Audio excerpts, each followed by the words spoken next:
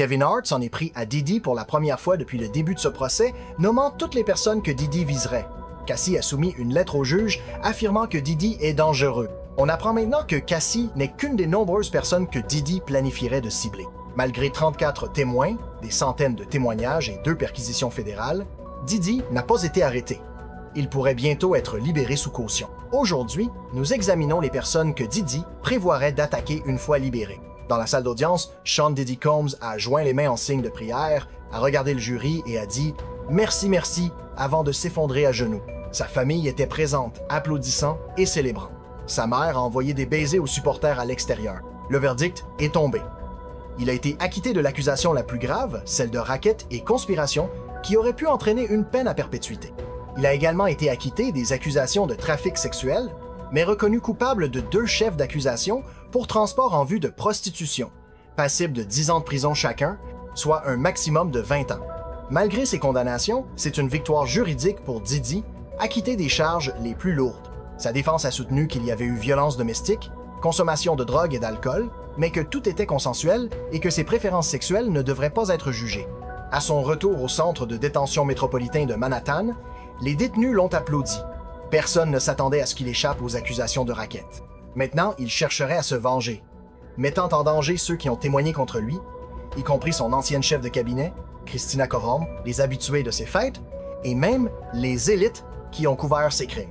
Après un procès de près de 2 mois avec 34 témoins et des témoignages accablants, le jury, composé de 8 hommes et 4 femmes, a acquitté Diddy des charges de racket et de trafic, mais l'a reconnu coupable des 2 chefs liés à la prostitution. Le juge décide actuellement si Diddy sera libéré aujourd'hui, sa défense plaidant qu'il devrait rentrer chez lui après l'acquittement des charges principales. Les membres de sa famille ont célébré le verdict, son fils Christian exprimant sa joie à ABC News. « On vous aime tous.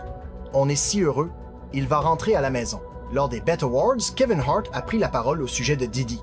Pendant le procès, il était resté silencieux, évitant même d'en parler, car une vidéo fuitée le montrait à une fête de Diddy avec Usher, entouré de mannequins prétendument impliqués dans les activités de Diddy. Dans la vidéo, Hart plaisante sur la scène, insistant pour ne pas être filmé près du lit, tandis que Diddy et lui échangent des propos complices. Après l'annonce du verdict de non-culpabilité sur les charges principales, Cassie et Deontay Nash, 2 victimes ayant témoigné, ont demandé au juge Harun de ne pas accorder de liberté sous caution à Diddy. Les avocats de Cassie ont affirmé que sa vie serait en danger s'il était libéré. Les victimes ont témoigné en pensant qu'elle serait protégée, mais ce verdict a brisé leur confiance en la justice. Un fan a déclaré « Ce procès prouve qu'avec de l'argent, on peut tout faire. » Un autre a tweeté « Diddy n'a pas témoigné. Ses avocats n'ont appelé aucun témoin. Son dossier a été bouclé en 30 minutes.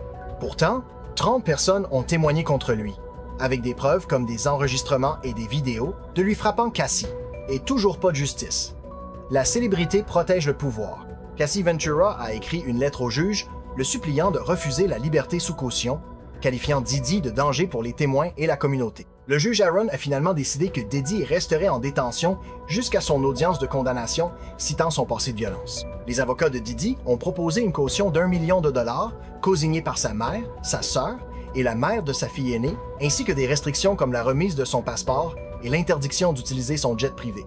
Cependant, le juge a maintenu sa détention. Aubrey O'Day, ancienne participante de l'émission de Diddy Making the Band, a exprimé son choc face au verdict, le qualifiant de coup de poing dans l'estomac. Elle alertait sur Diddy depuis des années, sans grand résultat. Elle soutient Cassie et les autres femmes qui ont témoigné, dénonçant le manque de justice. Les menaces de Diddy ne se limitent pas à Cassie.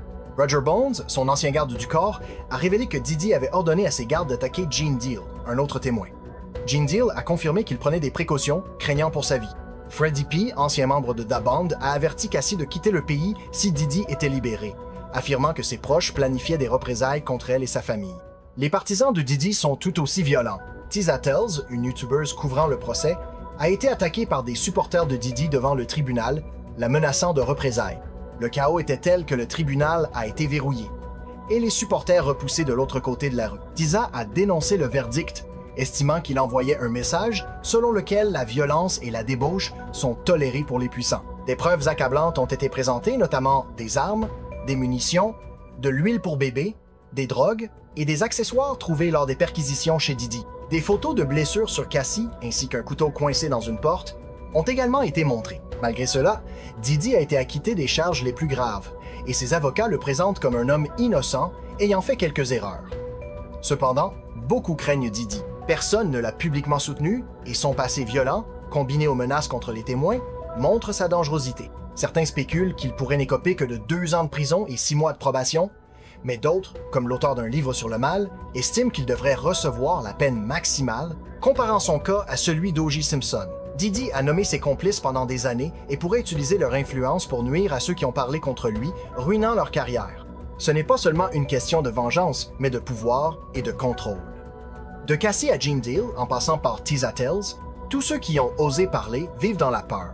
Malgré les efforts de son équipe pour le présenter comme une victime, les preuves et les témoignages sont là. La question n'est plus de savoir si Didi est dangereux, mais combien de personnes devront encore souffrir avant qu'il ne soit définitivement arrêté?